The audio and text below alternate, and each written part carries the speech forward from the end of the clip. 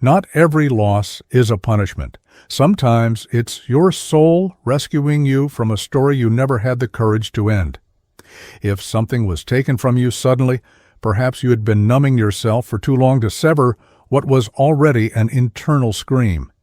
Some losses aren't accidents. They're symbolic removals, interventions where your will no longer reaches. Long before the rupture, the soul gives subtle warnings, but it doesn't shout. It murmurs through the body, in the exhaustion that never fades, the sleepless nights without reason, the anxiety without a name. You feel something inside has died, yet you keep smiling, making plans, dressing up the truth in soft words. But your soul knows. It always knows when presence has turned into disguised absence. Conversations repeat, eyes shift away, touch becomes heavy, and still you whisper to yourself, "It's just a phase." But it wasn't. It was the end asking to be born.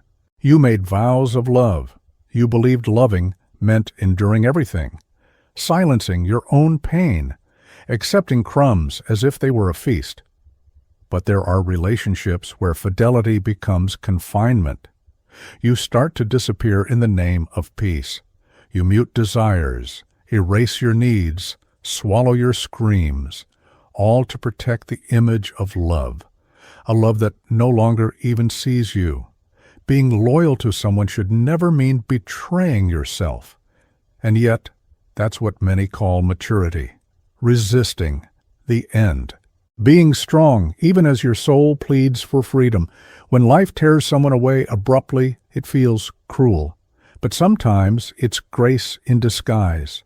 Your soul knows where you no longer belong, and if you hesitate too long to leave, it tears the thread for you. The self, that deep instinctual intelligence rooted in the unconscious, watches silently.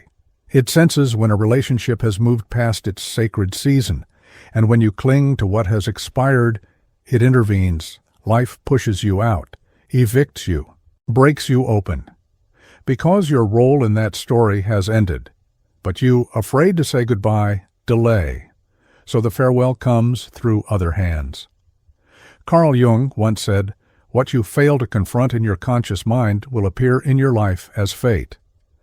But fate isn't always some distant force. Often it's your unconscious in motion, responding to your soul's silent grief. It detects the sickness, feels the stagnation, and begins the great unbinding, recurring dreams, rising conflicts, mysterious disappearances, sudden chaos. What looks like destruction is often psychic architecture, undoing the structures you refuse to outgrow. The unconscious, like a living spirit, constructs pathways that return you to your core. And sometimes those paths lead through heartbreak. You were not abandoned, you were initiated. Some vanishings are portals, some losses are sacred transitions. Absence isn't the end, it's the space where your truest presence is born. What today feels like abandonment will tomorrow be remembered as rebirth, because it was in the raw ache of removal that you found yourself again. The other's absence revealed your own presence. The echo of pain revealed the voice you had silenced. Mourning revealed the love you were always worthy of. Today, you understand. What was taken from you was never punishment. It was a mirror, a fragmented reflection of everything you once refused to see. Each shard, a truth. Each silence, a revelation. And there, amid the pieces, you become whole again.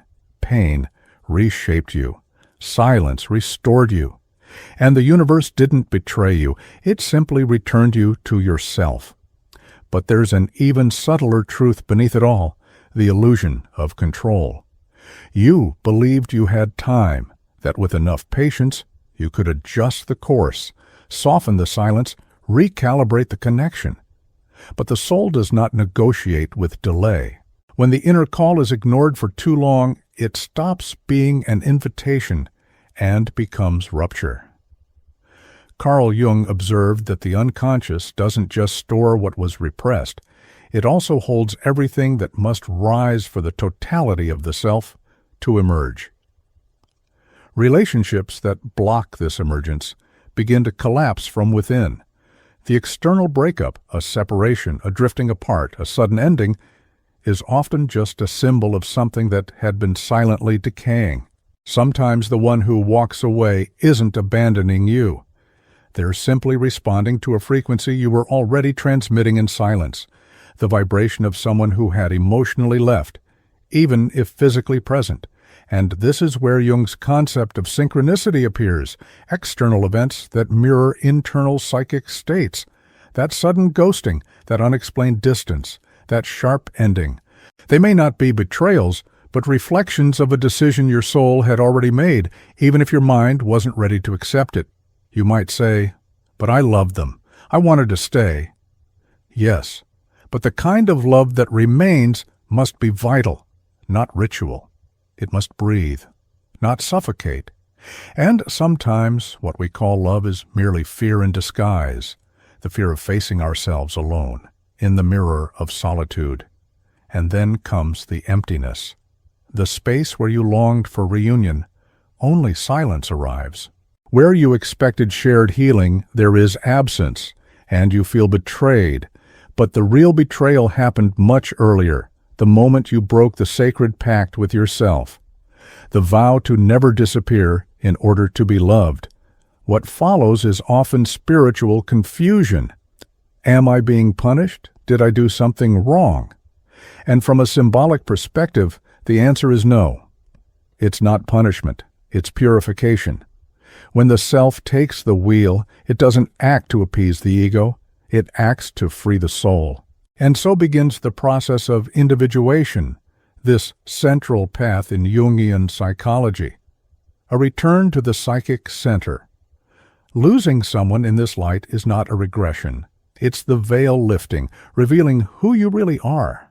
You begin to understand that love should never mean emotional amputation, that to be with another must never cost you your own presence.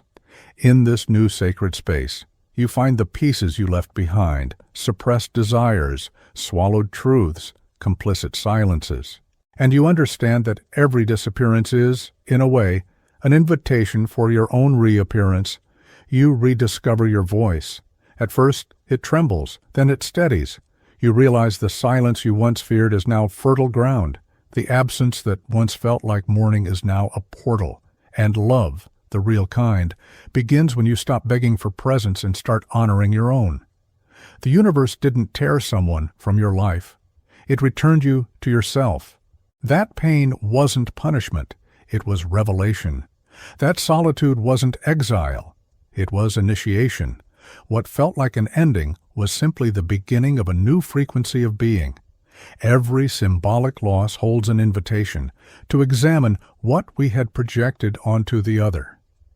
Often, we don't only grieve the person who left, we grieve everything we had placed in them, our sense of worth, our stability, our identity. And this is where the work with the shadow begins. Jung wrote, "The shadow is everything that the conscious personality refuses to acknowledge about itself." In many relationships, we cast upon the other all the parts of ourselves we aren't yet willing to carry, the need to be loved, the validation we withhold from ourselves, the meaning we haven't yet found within. When that person leaves, it's not just the bond that breaks, it's the mirror. And we are forced to see what had always been hiding behind the illusion of love, unresolved hunger, fear of abandonment, existential emptiness. In that light, pain becomes alchemy. It dissolves the persona, the mask we wear to be accepted, desired, understood. The persona that said, "I'm fine," while everything inside begged for honesty. The persona that said, "I'm strong," when your soul was quietly asking to be held. Losing someone then becomes a symbolic purification, because it demands that you meet the essence behind the mask, the shadow behind the light, the soul behind the ego. And that's where liberation begins, when you realize you don't need to save anyone to feel worthy, that you don't have to disappear to be loved, that you're no longer the emotional healer who needs to earn their right to be seen. Many of us carry the archetype of the wounded savior, the one who believes that if they love hard enough, they can change the other. But that pattern hides a very old wound, the ache of never being chosen without effort, of never being loved without performing. And so life cuts. It severs ties that demanded you prove your worth. It ends roles you played to be accepted. It dissolves relationships where you were only half of yourself. And in that severance, a new vow emerges, not with the other, but with your own being. A vow of wholeness, of truth, of sacred presence. You're no longer seeking someone to fill your emptiness. You're becoming someone who honors their own inner space, and the solitude that once hurt now feels holy. You walk differently now, not because you've gone cold, but because you've stopped wounding yourself to keep others warm. You listen more, not out of fear, but out of deep presence. You no longer react the way you used to, not because you've shut down, but because you've chosen to feel from a place of awareness. And so what once felt like loss reveals itself as liberation. What seemed like abandonment is actually a homecoming. What looked like pain becomes initiation. Today, there is no need to pretend you're okay. You can simply be whole, honest, at peace. Because now you know the pain carved you, the silence unveiled you, and the universe, it never punished you. It simply returned you to your sacred center. Now, I invite you to pause, breathe, and tell me in the comments, what has life taken from you that deep down you knew you were meant to release? Maybe it was someone, a role, a place that no longer fit your becoming. Maybe it was a love that became absence, a presence that turned to weight. Write it down. Give form to what still echoes inside you. Sometimes sharing is part of the ritual. It's the moment silence finds its voice and pain begins to transform. If this message spoke to your soul, share it with someone who may be walking through that same sacred silence. That loss no one else understands, but their soul surely recognizes. And remember, you are not broken. You are simply on your way home.